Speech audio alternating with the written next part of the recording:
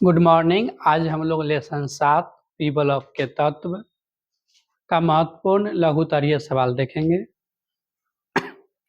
तो सबसे पहले इसमें पहला सवाल आता है कि वर्ग संख्या 15 के तत्वों का आयनीकरण ऊर्जा वर्ग संख्या 16 के तत्वों से अधिक होती है, क्यों?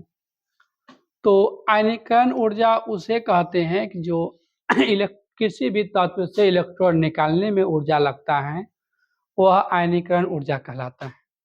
तो जिस तत्व का इलेक्ट्रॉनिक विन्यास ज़्यादा अस्थायी होता है उससे इलेक्ट्रॉन निकालने में अधिक ऊर्जा लगती है, और जिसका इलेक्ट्रॉनिक विन्यास कम अस्थायी होता है उससे इलेक्ट्रॉन निकालने में कम ऊर्जा लगती है।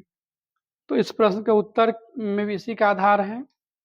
इसका उत्तर कहता है कि हुंड नियम के अनुसार वर्ग 15 के जो तत्व हैं इनके इलेक्ट्रॉनिक विन्यास में पीयूष कक्षा आधा भरा रहता है, जो वर्ग 16 से अधिक अस्थायी होता है। इसीलिए इससे इलेक्ट्रॉन निकालना कठिन होता है एवं आयनीकरण ऊर्जा का मान उच्च होता है। मतलब पीयूष कक्षा जो आधा भरा हुआ है वो अधिक अस्थायी है, जिससे इलेक्ट्रॉन निकालना कठिन है। फिर सवाल है कि नाइट्रोजन का जो आयनीकरण ऊर्जा है ऑक्सीजन से अधिक क्यों है?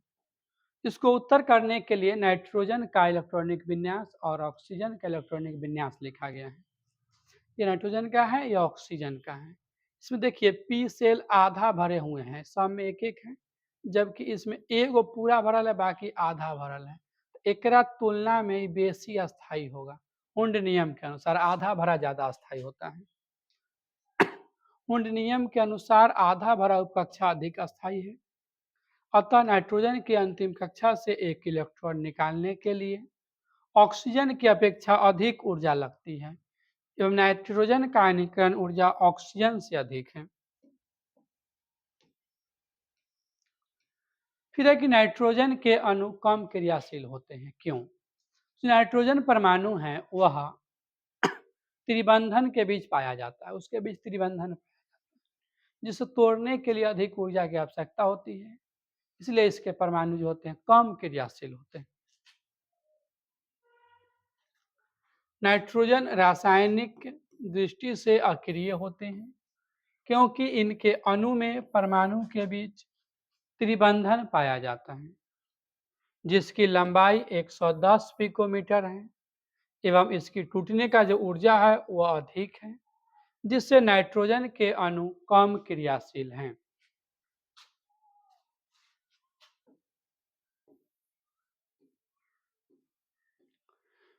फिर सवाल है कि अक्रिय गैसों की संयोजकता शून्य क्यों होती है? तो अक्रिय गैस वर्ग 18 के तत्वों को कहते हैं और इनके अंतिम सेल में 8 इलेक्ट्रॉन पाए जाते हैं। अंतिम सेल में 8 इलेक्ट्रॉन होने से यह दूसरे तत्वों के साथ संयोग नहीं कर पाते हैं एवं इनकी संयोजकता जो होती है वह शून्य होती है।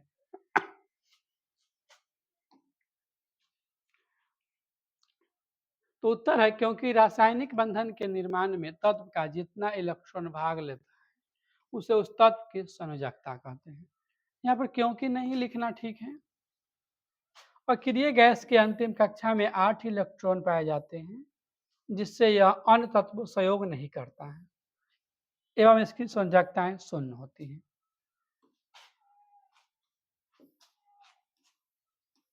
फिर है कि अक्रिय गैसों के इलेक्ट्रॉन प्रीति का मान शून्य क्यों है? तो कोई तत्व जितना इलेक्ट्रॉन ग्रहण करता है उसे हम उस तत्व का इलेक्ट्रॉन प्रीति कहते हैं।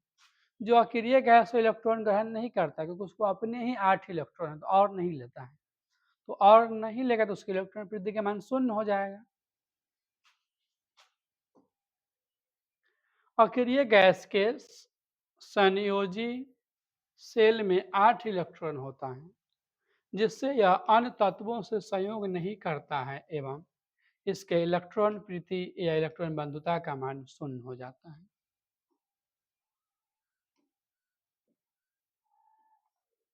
अक्रिय गैसों के आयनीकरण ऊर्जा का मान उच्च क्यों है? जो अक्रिय गैस हैं अंतिम कक्षा में 8 इलेक्ट्रॉन रखते हैं।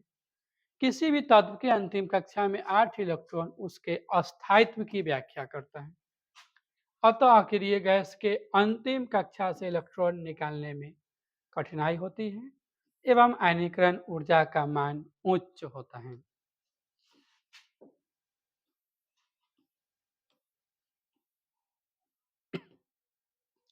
फिर सवाल है कि अक्रिय गैसों के परमाणविक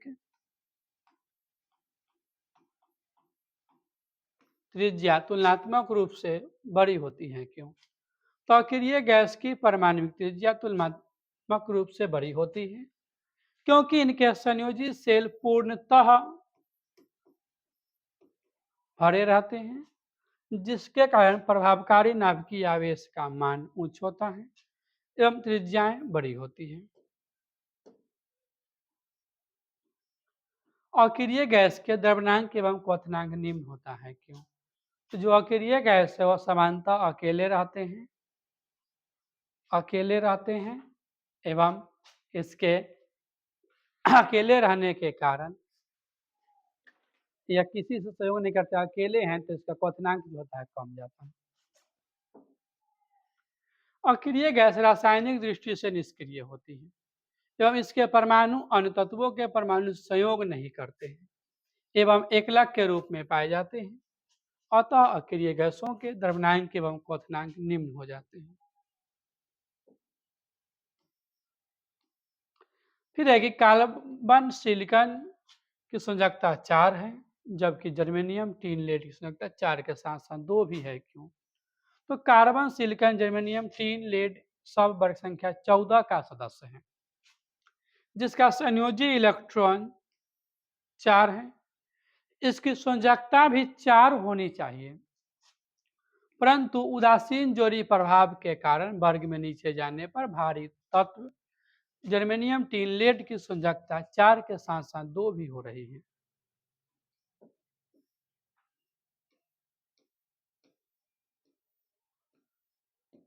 फिर सवाल है कि सल्फर SF6 बनाता है जबकि SCl6 नहीं बनाता है, क्यों? तो जो फ्लोरीन है उसकी अधिक विद्युत ऋणात्मकता है जो सल्फर के साथ संयोग कर जाता है, जबकि क्लोरीन का यही पावर कम है और क्लोरीन संयोग नहीं करके बंधन नहीं बना पाता है।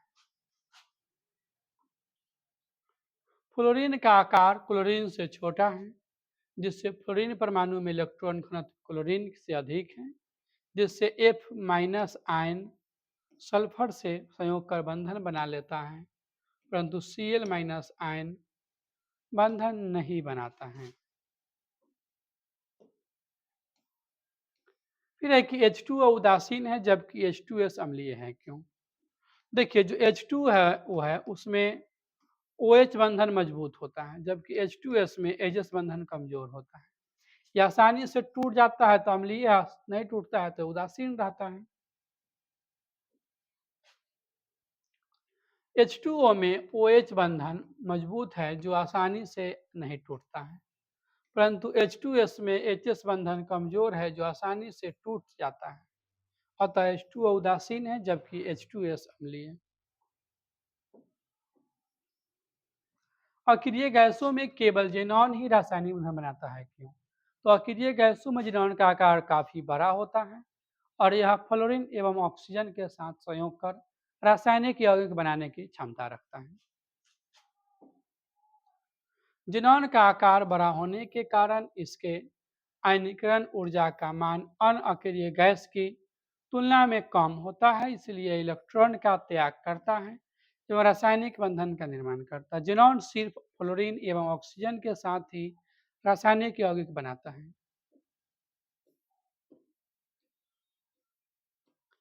फिर सवाल है कि HF, HCl, HBr एवं HI में कौन प्रबल अम्ल है और क्यों? इसका उत्तर है कि HI प्रबल अम्ल होगा क्योंकि I का आकार FCl, Br एवं I में सबसे बड़ा है, तो उसके बीच का बंधन भी बड़ा होगा, टूटने में आसानी होगी। F2Cl2, Br2 एवं I2 में I का आकार सबसे बड़ा है।